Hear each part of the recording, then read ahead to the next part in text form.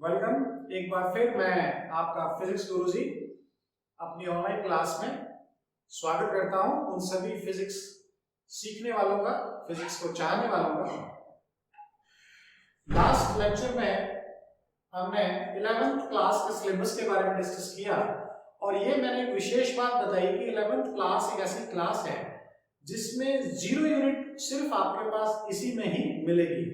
ठीक है, तो 0 यूनिट एक स्पेशल टाइप की यूनिट है, उसमें वो सभी चीजें हमारे सिलेबस में हैं जो डायरेक्टली हमारे सिलेबस का पार्ट नहीं है लेकिन इनडायरेक्टली हमारे फिजिक्स को सीखने में बहुत हेल्पफुल है। उसमें स्टार्टिंग में हमने स्टार्ट किया था ट्रिग्नोमेट्रिक रेशियोज, तो आज हम उसी को आगे बढ़ाएंगे। ट्रिग्नोमेट्रिक रेशियो में लास्ट लेक्चर में हमने डिस्कस किया था एंगल, जो आपके लिए बिल्कुल भी नई बात नहीं है। आप सभी लोग बहुत लंबे अरसे से एंगल के बारे में जान रहे हैं, सीख रहे हैं एंगल क्या होता है। बहुत बेसिक बातें मैंने आपको बताई और उसमें एक बहुत महत्वपूर्ण बात मैंने आपको बताई, very important thing is that कि अगर 2D फ्रेम के रेफरेंस में आप एक कंप्लीट साइकिल कर लेते हैं तो एक पर्टिकुलर एंगल पर बनने वाला जो एंगल होता है, subtended an angle at a particular point after completion of one cycle, it is of 360 degree। ये लाइन बहुत बार आपने पढ़ी है, बहुत बार आपने यूज की है, लेकिन इस लाइन पर बेस्ड न्यूमेरिकल्स किस तरह के आएंगे उस पर हम थोड़ी सी चर्चा करते हैं। तो आइए देखिए, सपोज इससे आप सभी लोग परिचित हैं। मैं यहां पर एक फ्रेम बना रहा हूं, ये जैसे मैंने ड्रॉ किया है तो आप सभी लोग जान रहे हैं कि ये मैंने क्या ड्रॉ किया बेटा, ये मैंने वॉल क्लॉक ड्रॉ की है। कुछ लोग जिनको फिजिक्स समझ में आ जाती है क्लास में वो कहते हैं कि सर इतना जल्दी टाइम निकल गया। कुछ लोग जो बीच में लेक्चर्स बंद करते हैं, ध्यान से नहीं सुनते हैं, कॉपी पेन पे काम नहीं करते हैं, वो लोग बार बार इस घड़ी को देखते रहते हैं। तो इसीलिए आप लोग बार बार देखिए और जो आपके पास पेन और कॉपी है उसका मैक्सिमम यूज आपको करना है। ठीक है, आपके पेन को चला करके देखिए किसी कंपनी ने कितनी अच्छी टेक्नोलॉजी डेवलप की है, कितना स्मूथ आपका पेन कॉपी पे चल रहा है। आइए देखिए, क्लॉक है।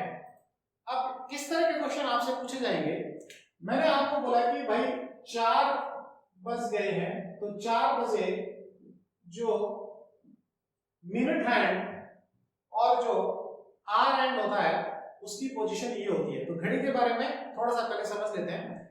घड़ी का जो आर हैंड है वो एक कंप्लीट साइकिल कितने टाइम में पूरा करेगा बेटा? एक कंप्लीट साइकिल मतलब ये वाला अगर यहां से स्टार्ट होके और वापस इसको यहीं आना है तो इट विल टेक 12 आवर्स। ठीक है, इट विल टेक 12 आवर्स। 12 घंटे इसको लगेंगे। सुबह के 4 बजेंगे, शाम के 4 बजेंगे, रात के 12 बजेंगे, दोपहर के 12 बजेंगे, दिन का 1 बजेगा, रात का 1 बजेगा। That all there is a difference of 12 hours and that is of ये जो आर हैंड है वो एक कंप्लीट साइकिल करेगा 12 घंटे में। इसका मतलब जो आर हैंड है वो 360 डिग्री का एंगल क्रिएट करता है 12 आवर्स में। ठीक है ना? इसका मतलब ये हो गया 30 डिग्री एंगल पर आवर के हिसाब से ये चलेगा। 1 घंटे में जो एंगल इसका क्रिएट होगा वो कितने का होगा? 30 डिग्री का होगा। जैसे समझिए, यहाँ पे आपके पास 1 होगा, यहाँ पे आपके पास 2 होगा, यहाँ पे आपके पास 7 होगा, यहाँ 8 होगा, यहाँ 10 होगा और यहाँ 11 होगा। एंड 1 घंटे का मतलब देखिए, अब आपने एक ये 12 पार्ट्स में डिवाइडेड होता है, 360 डिवाइडेड बाय 12। इसका मतलब ये जो आर हैंड है ये अगर 4 से 5 पे आ जाएगा तो कितने डिग्री का एंगल क्रिएट करेगा बेटा? 30 डिग्री का एंगल क्रिएट करेगा। 30 डिग्री का एंगल कितने में क्रिएट करेगा? 1 आवर में। तो for R and 30 degree angle in 1 hour. एक तो ये बात अपने को ध्यान में रखनी है जो बहुत इंपॉर्टेंट बात है। ठीक है, दूसरी इंपॉर्टेंट बात पर चलते हैं। देखो, अब मैं मिनट हैंड की बात करता हूं। इसकी बात कर रहा हूं मैं मिनट हैंड की। तो मिनट का जो एंड होता है, जो हैंड होता है वो बड़ा होता है आर हैंड से। जैसे ये है, अब ये पूरा चक्कर लगा लेगा तो ये 4 कहां पे आ जाएगा? 5 पर आ जाएगा। इसका मतलब इस मिनट आर को हैंड को पूरा घूमने के लिए टाइम लगता है 1 घंटा। तो मिनट हैंड जो है वो 360 डिग्री का एंगल क्रिएट करता है कितने मिनट में बेटा? 60 मिनट में। ठीक है, तो पर मिनट ये कितना एंगल क्रिएट करेगा, 60 मिनट में 360 एंगल क्रिएट करता है, तो ये आपके पास 6 डिग्री पर मिनट की बात हो गई। 6 डिग्री पर मिनट, मिनट एंड 1 मिनट के अंदर ये 6 डिग्री का आपके पास एंगल क्रिएट, 360 डिग्री का एंगल क्रिएट किया जाता है 60 मिनट्स में, ठीक है। तो 1 मिनट में आपका एंगल क्रिएट हो गया 6 मिनट का एंगल आपके पास क्रिएट हो गया 6 डिग्री एंगल पर मिनट। समझिए बात को, आपसे क्वेश्चन ये पूछा जाएगा 4 बज गए, 5 बज गए, 6 बज गए, 10 बज गए, कितना भी वो दे सकता है। फॉर एग्जांपल 4 बजे की बात मानते हैं, तो what is the angle between minute hand and hour hand, इन दोनों के बीच में कितना एंगल होगा, ठीक है, आपको बताना है। 12 को रेफरेंस के लिए, 12 जो है उसको रेफरेंस के लिए 0 पर मान लीजिए, एक रेफरेंस पॉइंट आपको लेना होगा, भले 4 को मान लीजिए, भले 12 को मान लीजिए। अब डिफरेंस निकालने के लिए देखिए आर एंड एक ये 30 डिग्री, ये 30 डिग्री, ये 30 डिग्री और ये 30 डिग्री, समझ गए ना मेरी बात। आर एंड जो होता है वो 30 डिग्री पर आर में क्रिएट करता है, तो ये आपके पास देखिए 30 30 30 30 कितना हो गया, इनके बीच में कितना डिग्री का एंगल आ गया, 120 डिग्री का आ गया।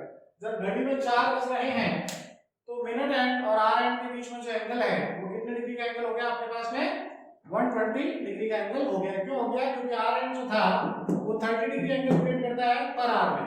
एक मानिए कि दोनों घड़ियां एक, दोनों जो नीडल थी वो एक ही जगह पे थी एंड नाउ दे स्टार्टेड, ठीक है।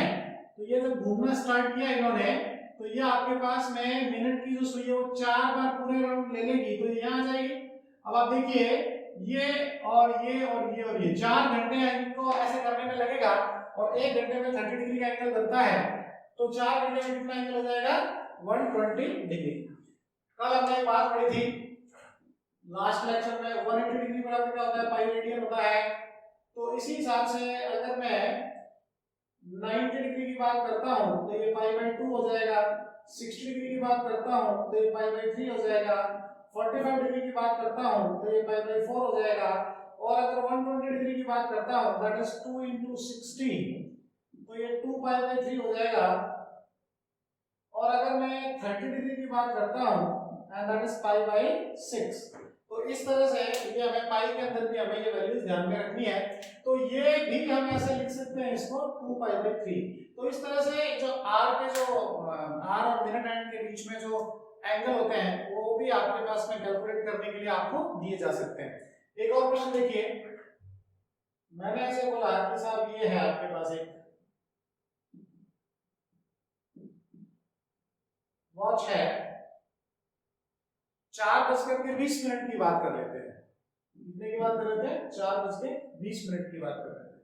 तो देखिए ये 4 होगा और ये 5 होगा, तो 20 मिनट का मतलब कि मिनट वाली सुई तो एग्जैक्टली यहाँ होगी 4 की तरफ होगी, लेकिन जो छोटे वाली सुई होगी वो थोड़ी सी इधर होगी, है ना। ये तो मिनट एंड है और ये आर एंड है, क्योंकि ये 4 से थोड़ा सा 5 की तरफ डिस्प्लेस हो जाएगा। अब आपसे पूछेगा कि भैया इन दोनों के बीच का एंगल क्रिएट करो, कितना एंगल क्रिएट होगा, ये बात आपको पता करनी है। तो देखिए इसको आप रेफरेंस मान लीजिए, 0 डिग्री पर है, अगर दोनों यहाँ पर होती हैं तो 4 बजे। अब जो आर एंड है वो कितना यहाँ से डिस्प्लेस हुआ, 1 घंटे में कितना जा रहा है बेटा, 30 डिग्री, और आपके पास 4:20 तो 20 मिनट 20 मिनट्स का मतलब कितना हो गया, 1/3 आर हो गया, ये हो ना। 60 मिनट बराबर 1 आर, तो 20 मिनट बराबर 1/3 आर। अब देखो 4:20 तो ये मिनट वाली जो निडल है वो तो एग्जैक्टली 4 पर रहेगी, लेकिन आर वाली जो निडल है वो थोड़ा सा आगे चली जाएगी। अब 20 मिनट में आर वाली निडल कितना आगे चली गई, 60 मिनट में कितना एंगल क्रिएट करती है, 30 डिग्री, तो 20 मिनट्स में कितना करेगी, 10 डिग्री करेगी, ये होगा ना। अरे 60 मिनट में 30, तो 1 मिनट में 30/60, तो 20 में कितना आ जाएगा, 10 आ जाएगा, सही है।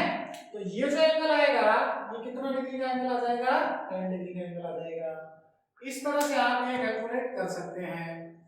अब इसमें एक प्रश्न ऐसे भी पूछा जा सकता है कि भैया जो 12 वो एंगल बताइए जो 12 पर जब ये मिनट की एंड थी तो इसने कितना बनाया, या आर की जो एंड थी तो इसने कितना बनाया। तो जब ये 12 से स्टार्ट हुई तो आप इसमें देखिए कि मिनट एंड में 6 डिग्री का एंगल क्रिएट कर रही है पर मिनट। तो 20 मिनट में कितना एंगल क्रिएट करेगी बेटा, इंटू 6। 1 मिनट में 6 डिग्री, तो 20 मिनट में कितना करेगी, इंटू 6 कर दीजिए। 20 इंटू 6 कितना आ गया, 120। और आर वाली को देखिए 1 2 3 4, तो 4 तो पूरे ही आ गए आपके पास, 30 30 30 30 120। और यहां से डिस्प्लेस होने में कितना आया, 10। तो आर वाली जो टोटल डिस्प्लेसमेंट हो जाएगा इस आर वाले निडल का, वो तो कितना आ जाएगा, 120 degree plus 10 that is 130 degree. और मिनट वाले निडल का कितना आ जाएगा, 6 इंटू 20 दैट इज कितना आ गया आपके पास, 120 डिग्री। इनका डिफरेंस देख लीजिए कितना आ गया, इनका डिफरेंस फिर वापस कितना आ गया, 10 डिग्री। तो ये भी एक तरीका है, आप इस तरीके से भी निकाल सकते हैं। और वो एक सिंपल मेथड भी था हमारे पास, उस सिंपल मेथड से भी आप इसको कैलकुलेट कर सकते हैं।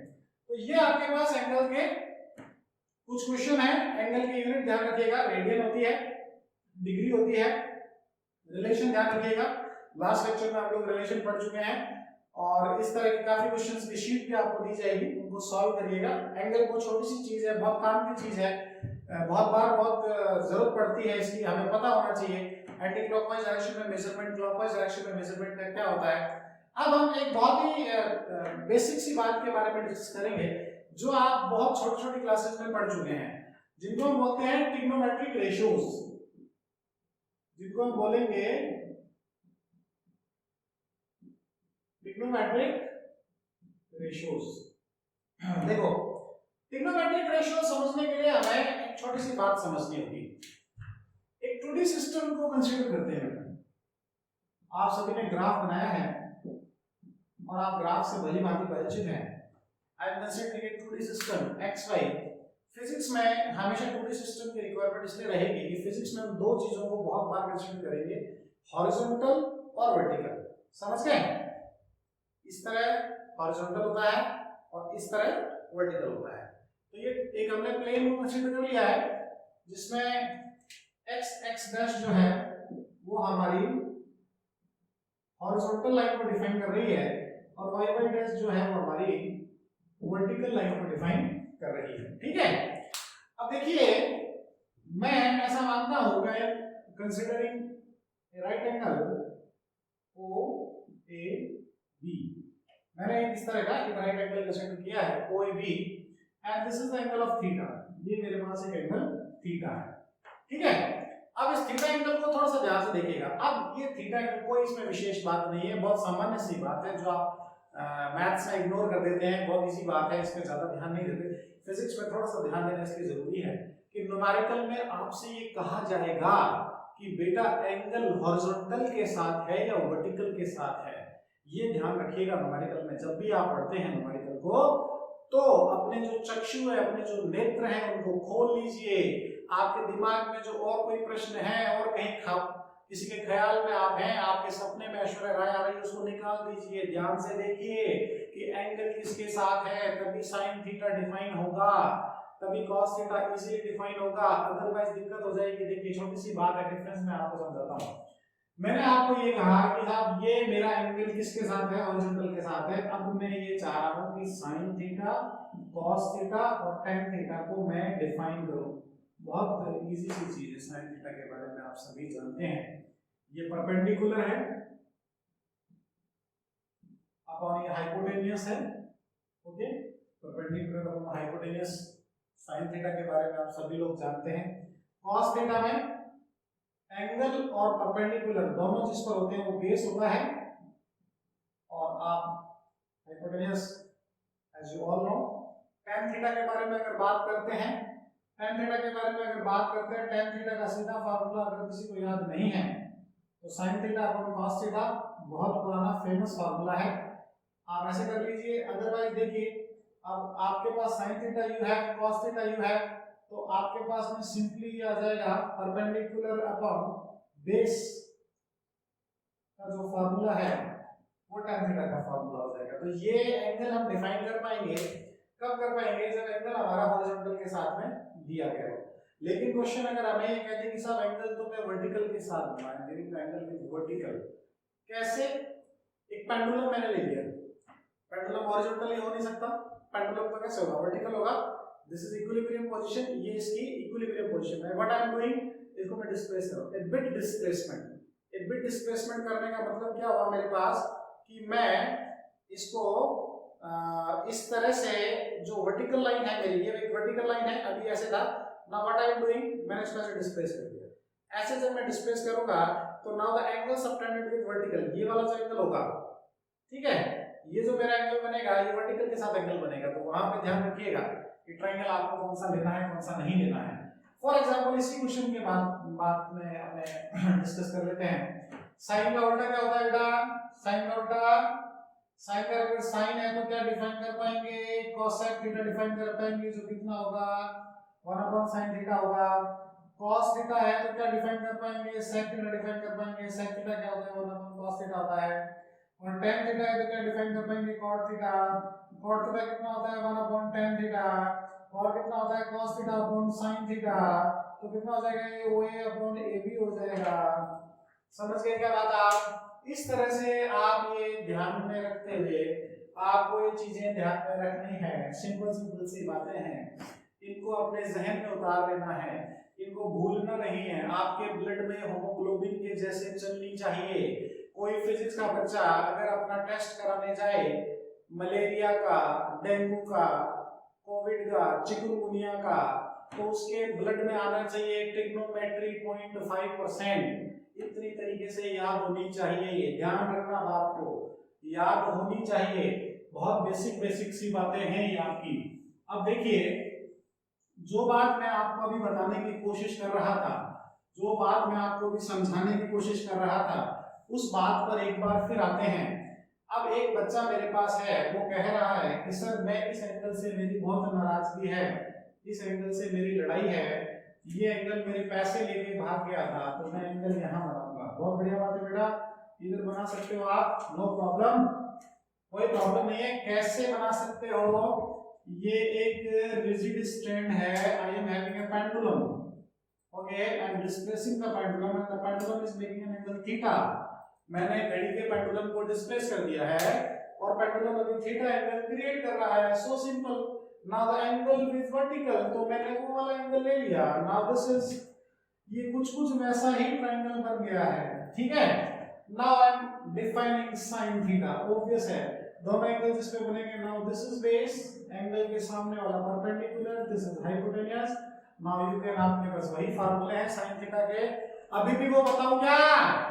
sin थीटा cos और tan थीटा की याद करने की ट्रिक बताऊं क्या? अभी भी 11th क्लास में आ गए, डॉक्टर बनेंगे, आईआईटीएन बनेंगे, वो ट्रिक भी कुछ नहीं होती है, याद रखिए। ट्रिक आपके दिमाग को कमजोर करती है, समझ गए?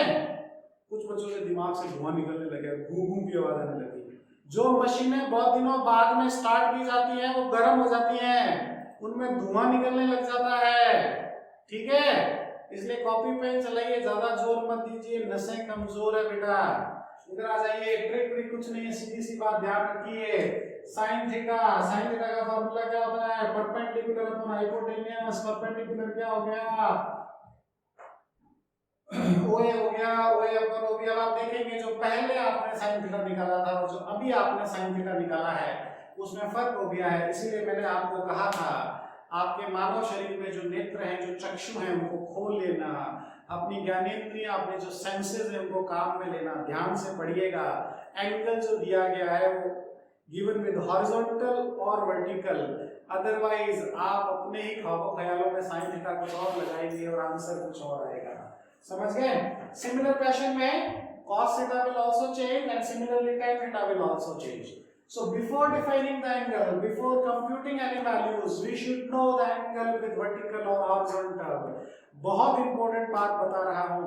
sin theta cos theta आप सबको आता है, आप सब इंटेलिजेंट लोग हैं, छोटे छोटे से वैज्ञानिक हैं आप, लेकिन एंगल का ध्यान रखिएगा, वर्टिकल के साथ है या हॉरिजॉन्टल के साथ है, ठीक है।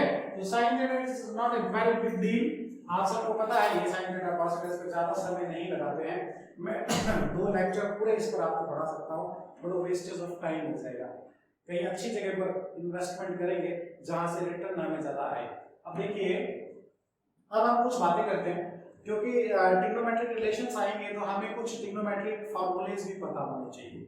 ट्रिग्नोमेट्रिक फार्मूलेज के बारे में जहां तक बात की जाती है, एक बहुत बेसिक सा फार्मूला है जिसके बारे में आप सबको पता है। देखिए,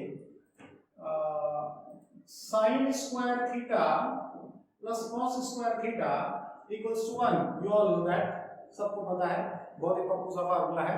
आपको इसको कन्वर्ट कर देंगे। Now what I am doing, अब मैं इससे नए फार्मूले डिराइव करूंगा। अरे ऐसे नहीं डिराइव करूंगा, ये कोई फार्मूला है क्या?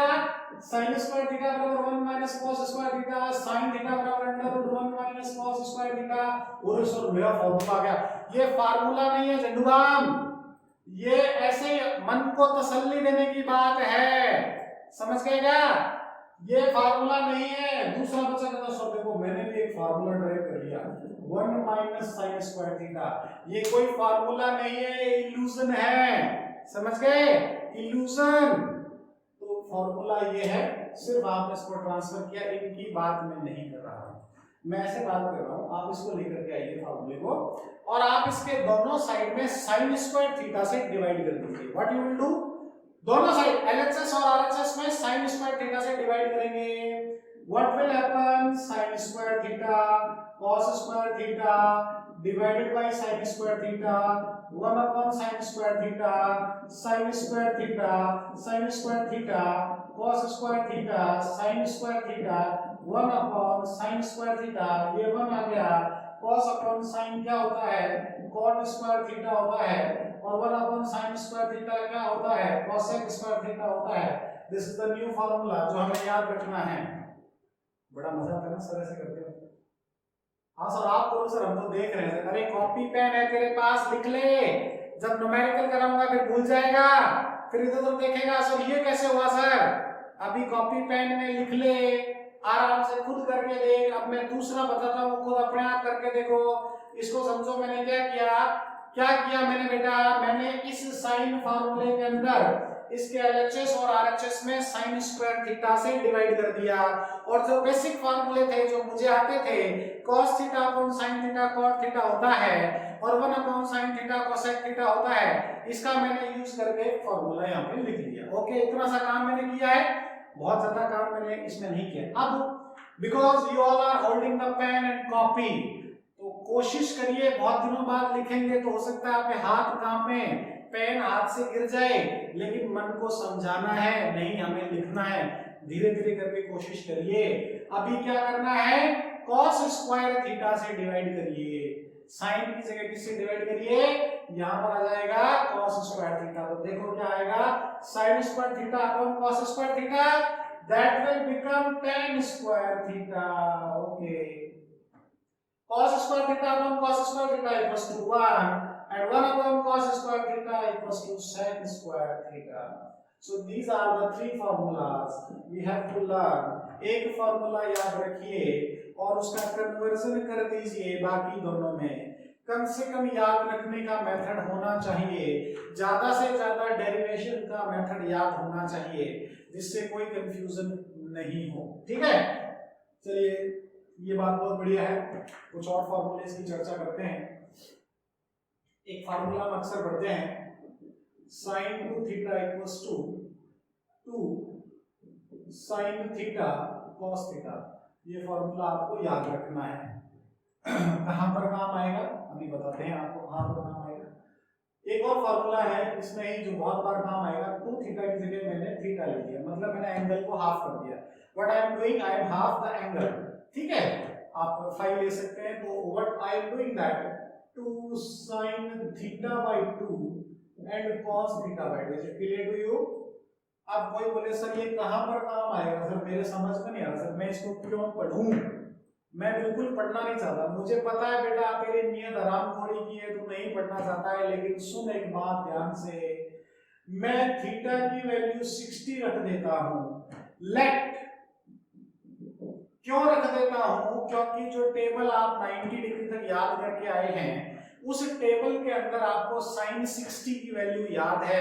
कितनी होती है sin 60 की वैल्यू बताइए, देखो देखो कितना जल्दी बताएगा, बिल्कुल गलत बता दिया है। sin 60 की वैल्यू कितनी होती है, दोबारा सोच के बताओ।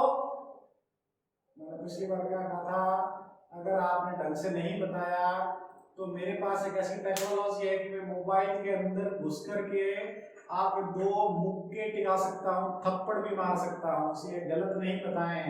sin 60 की वैल्यू होती है √3/2, ये मुझे पता है। अब मैं जादू करना चाहता हूँ, आई एम डूइंग मैजिक। कैसा मैजिक? मैं चाह रहा हूँ sin 120 डिग्री की वैल्यू। 120 को मैंने कैसे लिखा? मैंने ऐसे लिखा sin 2 × 60। बेसिकली मेरे पास थीटा की वैल्यू कितनी है? 60 डिग्री है। What I am doing? I am using the formula 2 sin theta. 2 sin theta, sin theta का मतलब sin 60, cos theta का मतलब cos 60, sin 60 का मतलब √3/2, cos 60 1/2. That means I am having the value of sin 120 degree, that is under √3/2. By using this physics में बहुत बार 120 degree का angle बनेगा, बहुत बार 210 डिग्री का एंगल बनेगा, बहुत बार पाई एंगल की बात करेंगे। You can easily calculate the value of pi also. Pi means 180 degree. अभी बताया था, अपने कान को नहाते समय कल साफ करना ध्यान से, मैल नहीं रहना चाहिए, मेरी आवाज जानी चाहिए ताकि आपके कान के ड्रम पर टकराए और आपके माइंड तक वो बात चली जाए। 180 डिग्री को क्या लिखेंगे? 2 × 90, that means theta equals to 90. sin 90 and cos 90 is 0, so sin 180 is 0. So this formula is very important. हमें याद रहेगा तो हम आगे वैल्यू कैलकुलेट कर पाएंगे। ये दोनों फार्मूलेज आपको लिखने हैं। Okay, is it clear to you?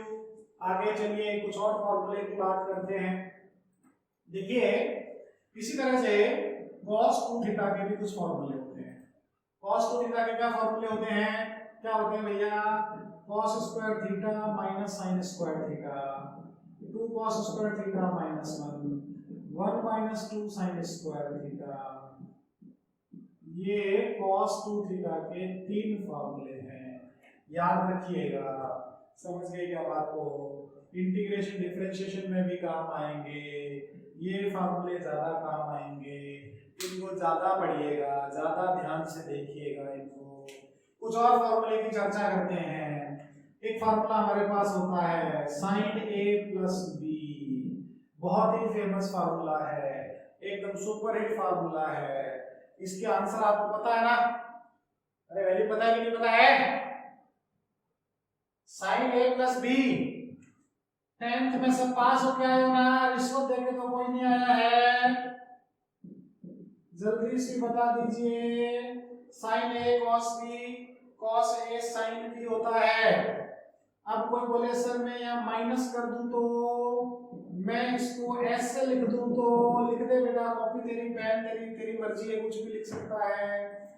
हम भारत में रहते हैं, सबको सब कुछ लिखने की छूट है, लेकिन सही हो नहीं हो ये जरूरी नहीं है। समझ गए बात को?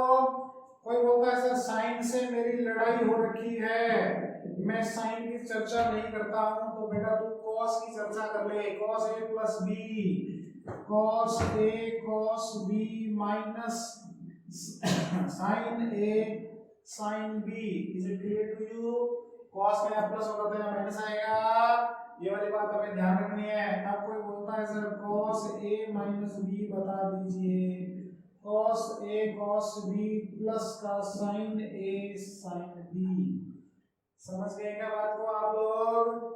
एक बच्चा पीछे से बोल रहा है सर tan रह गया है, tan A + B की बात कर लीजिए। tan A + tan B 1 - tan A tan B।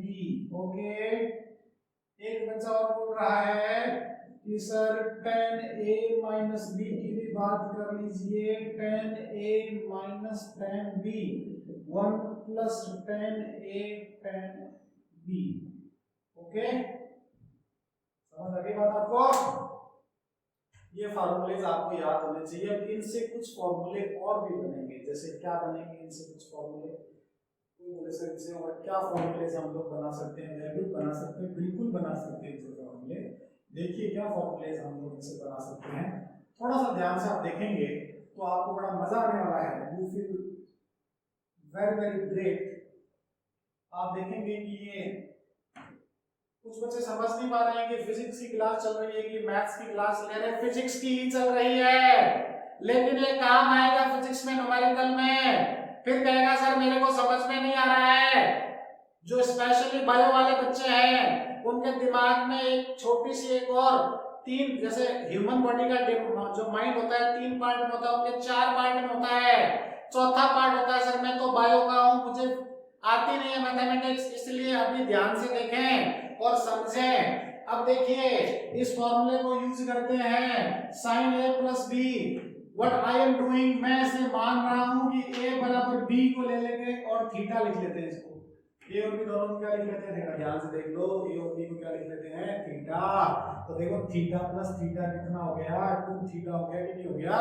तो ये देखो क्या लिखा हुआ है मेरे प्यारों, देखो क्या लिखा हुआ है, इधर आ जाओ, sin 2 theta, theta plus theta कितना हो गया, sin 2 थीटा हो गया, इधर आ जाओ, sin theta cos theta plus sin theta cos theta, same ही टर्म 2 बार, इसका मतलब 2 sin थीटा cos थीटा। बिल्कुल क्या जोरदार बात बताई मैंने आपको, मजा आ गया आज तो। ये फार्मूला और ये फार्मूला एक ही है, अगर आप ये फार्मूला याद रखते हैं, उसमें स्पेशल केस लगाते हैं, तो ये फार्मूला ऑटोमेटिकली बन जाएगा। इसमें लगाएंगे 0 आ जाएगा, इसमें लगाएंगे देखो cos 2 थीटा, तो cos square theta minus sin square theta आपने लिखा हुआ है, बिल्कुल सही बात है, इस फॉर्मूले का फॉर्मेशन आपने यहाँ पर किया हुआ है। अब कोई कहता है सर tan 2 थीटा का फॉर्मूला बता दीजिए, यहाँ जा बेटा, tan थीटा कितना आ गया, 2 tan थीटा आ गया, ओके, नीचे कितना आ गया, 1 माइनस tan स्क्वायर थीटा आ गया, समझ आ गई देखो बात। तो ये फार्मूला अगर हमें याद है तो हम इन फार्मूला को भी बहुत इजीली फाइंड आउट कर सकते हैं, ठीक है, बात समझ में आ गई। वीडियो को पॉज करके नोट डाउन करते रहिए फॉर्मूलेस को, बार बार इनकी प्रैक्टिस करते रहिए, इनको याद करते रहिए। एक चीज आपको और बता देता हूं, एक फार्मूला है आपके पास, थोड़ा सा देखिएगा आप कैसे करते हैं। इन दोनों को लेते हैं, देखो इन दोनों को अगर मैं ऐड कर दूं, what I am doing, add करने पर ये कैंसिल हो जाएगा, तो कितना आएगा मेरे पास आएगा 2 sin a cos b बराबर sin a प्लस b, और कितना आएगा plus sin a minus b। मैं एक समझाता हूं, एक समझिएगा और एक फिर खुद अपने से करिएगा, ठीक है बेटा। अब मैंने क्या किया, इनको ऐड किया, अब मैं क्या चाह रहा हूं, मैं ये चाह रहा हूं कि a प्लस b को तो मैं c लिख दूं और a माइनस b को मैं d लिख दूं, a प्लस b को क्या लिख दूं मैं c और a माइनस b को क्या लिख दूं मैं d। तो देखो अब इन दोनों से आप पढ़ करके आए हो, तो 2a बराबर कितना आ जाएगा, c प्लस d, तो a बराबर कितना आ जाएगा, c plus d by 2, okay बात है, कैंसिल हो जाएंगे। और अगर आप माइनस करेंगे तो 2b बराबर कितना आ जाएगा, d माइनस c, तो b बराबर कितना आ जाएगा, d माइनस c बाई 2 आ जाएगा ना बेटा, इसी इक्वेशन से ये आ जाएगा। अब इन दोनों का यूज ऊपर वाली में कर देते हैं, इसका भी और इसका भी, तो देखो 2 sin, एक जगह क्या लिखेंगे c plus d by 2 cos d minus c by 2 बराबर sin c plus sin d। बहुत से बच्चे ऐसे कहते हैं कि सर मेरे को sin c plus sin d का फॉर्मूला याद नहीं रहता है, तो बेटा ये मेथड है, फिर भी जल्दी रिस्पांस के लिए, क्विक रिस्पांस के लिए हमें ये फॉर्मूलेज याद होने ही चाहिए, हमें फॉर्मूले याद ही रखने हैं, लेकिन ये तरीका भी कहीं ना कहीं हमारे बैक ऑफ द माइंड होना चाहिए। अगर हम भूल जाते हैं तो इस तरीके से हम उनको बहुत इजीली रिकवर कर पाएंगे, लेकिन फिर भी मेरा आपसे निवेदन है कि आप इनको याद ही रखें। अगर आप इनको सब्ट्रैक्ट करेंगे तो माइनस में आ जाएगा, इन दोनों को ऐड करेंगे तो cos c प्लस b आ जाएगा, सब्ट्रैक्ट करेंगे तो cos c माइनस b आ जाएगा।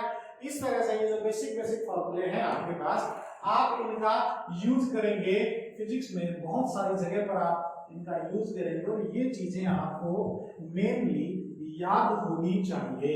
समझ गए क्या बात को आप लोग, बात आपको समझ में आ गई, बहुत कोई खतरनाक बात हमने नहीं की है, बहुत सिंपल बात पर हम लोग चले हैं।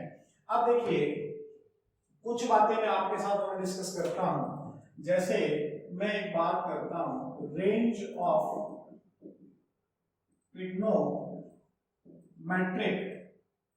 फंक्शंस, इनकी रेंज क्या होती है? जैसे बेटा साइन थीटा है, ओके, साइन थीटा की कोई भी वैल्यू -1 से +1 के बीच में ही रहेगी। साइन थीटा तो इसकी रेंज होगी कि -1 से छोटी नहीं हो सकती। कोई बोले मैंने कल कहीं रोड पर गया था मैं घूमने के लिए बाजार में और साइन -2 देखा, उसके चपाट मार दीजिए खींच करके और बोलिए झूठ बोल रहा है, ऐसा हो नहीं सकता है, साइन की वैल्यू -2 नहीं हो सकती है, छोटी से छोटी साइन की वैल्यू -1 ही होगी। समझ आ गई बात को? और बड़ी से बड़ी कितनी होगी? +1 होगी, इसके बीच में ही एग्जिस्टेंस होगी। इसी प्रकार से cos थीटा की बात करते हैं तो ये भी इसी रेंज में पाया जाएगा, और tan थीटा की जो वैल्यू होती है वो -∞ से लेकर के +∞ के बीच तक ये एग्जिस्ट करते हैं। तो ये हमें रेंज ध्यान रखनी है। इससे हमें ये पता लगेगा साइन में कुछ भी वैल्यू, साइन 270, साइन 340, साइन 360, कुछ भी एंगल की वैल्यू आप ले लीजिए, व्हाटएवर द वैल्यू इज, रहेगी इसके बीच में ही, रहेगी इसके बीच में ही। अब एक मैथमेटिक्स वाले बच्चे इसको ड्राइव भी करेंगे, फिजिक्स के बच्चे डायरेक्ट याद रख लें। कोई बोलता है सर मेरे पास एक ऐसा फंक्शन है, क्या फंक्शन है? a sin theta plus b cos theta, इसकी रेंज बता दीजिए। अभी बता देते हैं बेटा, ये बात तेरे को याद रखनी है, समझ गया क्या? √a² प्लस b² माइनस से लेकर के √a² प्लस b², आपके पास ये वैल्यू इस फंक्शन की रहेगी। इस वैल्यू को आप याद रखिएगा। बात समझ में आ गई आपको? अब एक बात और मैं अभी आपको बताता हूं, वो बात थोड़ी सी और ध्यान रखिएगा। अप्रोक्सीमेशन, अप्रॉक्स वैल्यूज क्या होती है? If theta less than 5 degree, अगर थीटा 5 डिग्री से छोटा हो जाए, इससे छोटा हो जाए 5 डिग्री से, जैसे 4 डिग्री 5 डिग्री, तो साइन थीटा जो होगा वो थीटा के इक्वल होगा, कॉस थीटा जो होगा वो आपके पास में 1 होगा, और tan थीटा जो होगा वो आपके पास थीटा होगा। फॉर एग्जांपल आपसे किसी ने कहा साइन 2 डिग्री, तो इसकी वैल्यू 2 डिग्री आएगी, इसको आप रेडियन में कन्वर्ट कर लेना। आपको बोला कि साहब cos 3 डिग्री, इसकी वैल्यू 1 आएगी। आपको बोला कि साहब tan 1 डिग्री की वैल्यू बताइए, तो 1 डिग्री आएगी। ये वैल्यूज का ध्यान में रखना है, आपको आगे रेडियन में कन्वर्ट करना है, ठीक है? इतनी वैल्यूज को आप याद रखिए। आई होप कि आज का लेक्चर जो हमने बहुत बेसिक बातें पढ़ी, जो हमारे दिमाग में बहुत सारी बातें थी माइंड में, हमने उसको वापस से रिकवर किया, आपको समझ में आया होगा। अगले लेक्चर में मैं आपको इसी में ट्रिग्नोमेट्री का लास्ट लेक्चर होगा, जो अगला होगा उसमें हम 360 तक वैल्यू फाइंड आउट करना देखेंगे, प्रत्येक एंगल की किस तरह से वैल्यू 360 तक निकाल पाते हैं। इसी बात के साथ मैं आपको ये कहूँगा, फिजिक्स पढ़ते रहिए, प्रैक्टिस करिए। फिजिक्स लवर्स को, फिजिक्स के चाहने वालों को बहुत बहुत थैंक यू।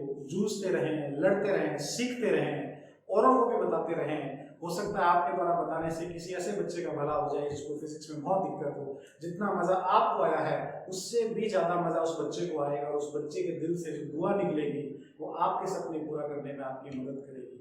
इसलिए देखते रहिए, दिखाते रहिए, और भी लोगों को बताते रहिए। Thank you.